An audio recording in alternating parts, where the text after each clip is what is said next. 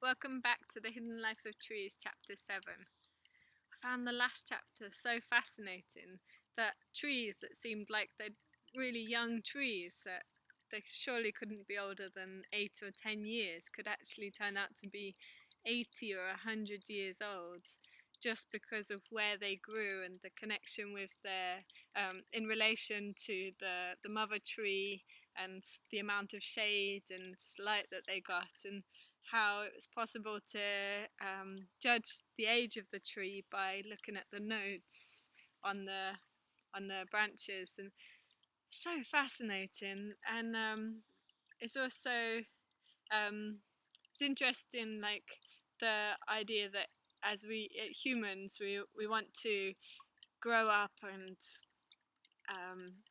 become fully grown adults as quickly as possible, but in the tree world, actually it's for the benefit of the tree to have a slow upbringing, and it could be a couple of hundred years before it actually becomes a big full tree. It's really, really interesting. I'm really enjoying this book. Oh. So, chapter 7. In the forest, there are unwritten guidelines for tree etiquette. These guidelines lay down the proper appearance for upright members of ancient forests and acceptable forms of behaviour. This is what a mature, well-behaved deciduous tree looks like. It has a ramrod straight trunk with a regular, orderly arrangement of wood fibres. The roots stretch out evenly in all directions and reach down into the earth under the tree. In its youth, the tree had narrow branches extending sideways from its trunk. They died back long ago, and the tree sealed them off with fresh bark and new wood, so that what you see now is a long, smooth column. Only when you get to the top do you see a symmetrical crown formed of strong branches angling upwards like arms raised to heaven. An ideally formed tree such as this can grow to be very old. Similar rules hold for conifers, except that the topmost branches should be horizontal or bend slightly downwards.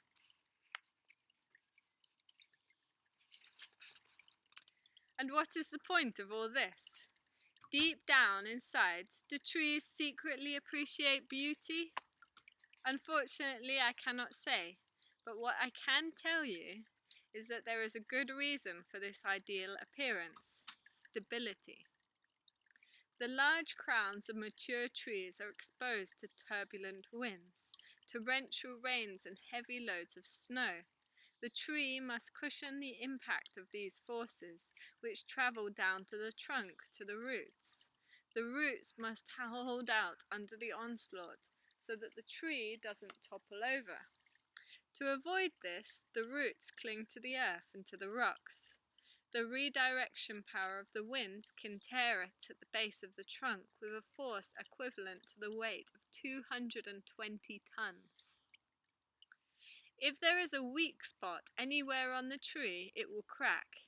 In the worst case scenario, the trunk breaks off completely and the whole crown tumbles down.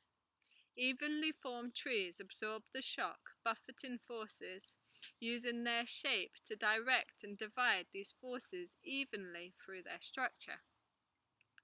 Trees that don't follow the etiquette manual find themselves in trouble. For example, if a trunk is curved, it has difficulties even when it's just standing there. The enormous weight of the crown is not evenly divided over the diameter of the trunk, but weighs more heavily on the wood on one side.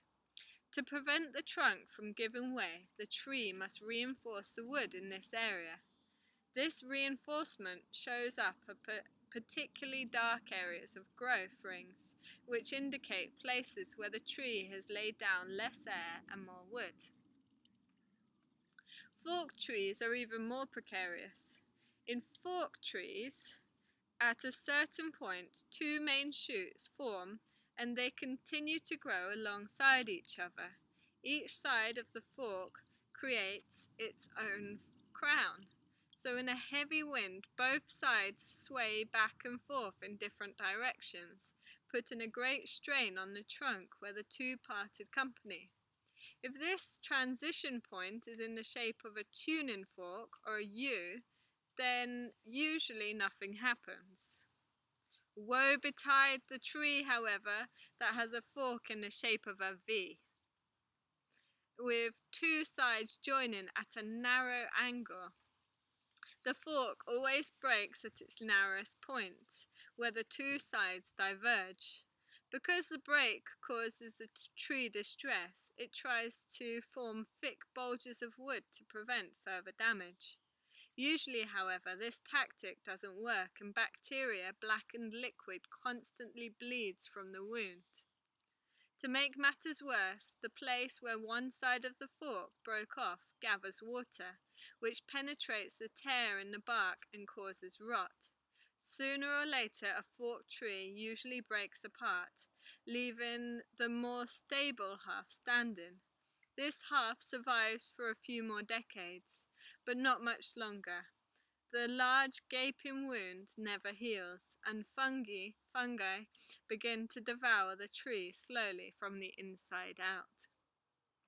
Some trees appear to have chosen the banana as a model for their trunks. The lower part sticks out at an angle, and then the trunk seems to have taken a while to orient itself vertically.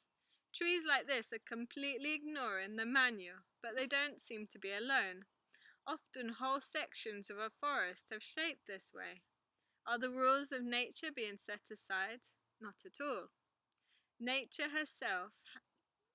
is nature herself that forces the trees to adopt such a growth pattern. Take, for example, trees on the high mountain slopes, just below the tree line. In winter, the snow frequently lies many feet deep, and it is often on the move, and not just in avalanches. Even when it is at rest, snow is sliding at a glacial pace down towards the valleys, even though we can't detect the movement with our eyes. And while the snow is doing that, it's bending the trees, the young ones at least. That's not the end of the world for the smallest among them. They just spring back up again without any ill effect after the snow has melted. However, the trunks of half-grown trees, already 10 feet or so tall, are damaged. In the most severe cases, the trunk breaks. If it doesn't break, it remains at an angle. From this position, the tree tries to get back to vertical, and because a tree grows only from its tip, the lower part remains crooked. The following winter, the tree is once more pressed out of alignment. Next year, the growth points vertically once again. If this game continues for a number of years, gradually you get a tree that is bent into the shape of a saber or a curved sword. It is only with increasing age that the trunk thickens and becomes solid enough with a normal amount of snow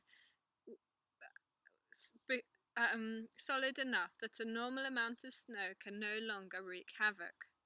The lower saber keeps its shape, while the upper part of the tree, left undisturbed, is nice and straight like a normal tree. Sometimes similar can happen to trees even in the absence of snow, though also on hillsides. In these cases, it is sometimes the ground itself that is sliding extremely slowly down the valley over the course of many years, often at a rate of no more than an inch or two a year. When this happens, the trees slip slowly along with the ground and tilt over while they continue to grow vertically. You can see extreme cases of this in Alaska and Siberia, where climate change is causing the permafrost to thaw. Trees are literally losing their footing and being thrown completely off balance in the mushy subsoil. And because every individual tree is tipped in a different direction, the forest looks like a group of drunks staggering around. Accordingly, scientists call these drunken forests. At the edge of the forest, the rules for straight trunk growth are not quite so strict. Here, light comes in from the side, from a meadow or a lake, places where trees don't grow. Smaller trees can get out from under larger ones by growing in the direction of the open area. Deciduous trees, in particular, take advantage of this. If they allow their main shoot to grow almost horizontally, they can increase the size of their crowns by up to 30 feet, thanks to their radically angled trunks. Of course, the tree then risks snapping off, especially after a heavy snowfall, when the laws of physics come into play and the lever principle exacts its tribute. Still, a shorter lifespan with enough light to procreate is better than no life at all. Whereas most deciduous trees leap at the chance to grab more light, most conifers stubbornly refuse. They vow to go straight or not at all, and off they go, always opposing gravity, directly up in a vertical direction, so that the trunk is perfectly formed and stable. Lateral branches encountering light at the forest's edge are permitted to put on noticeable girth, but that's it. Only the pine has the cheek to greedily redirect its crown towards the light. No wonder the pine is the conifer with the largest rate of breakages because of snow. Didn't know that. Here's a picture of the pine tree. Oh, that's the end of the chapter. Hope you enjoyed that one. And the next chapter is called Tree School. Hope you're having a good time. Take care, and I hope that reading this with me is giving you some new insight, ideas, and inspiration for next time you're walking out in nature and around trees in the company of trees. I was thinking this morning when I was sat out in my garden underneath the elderflower tree, it just made me think more about the lifespan of trees and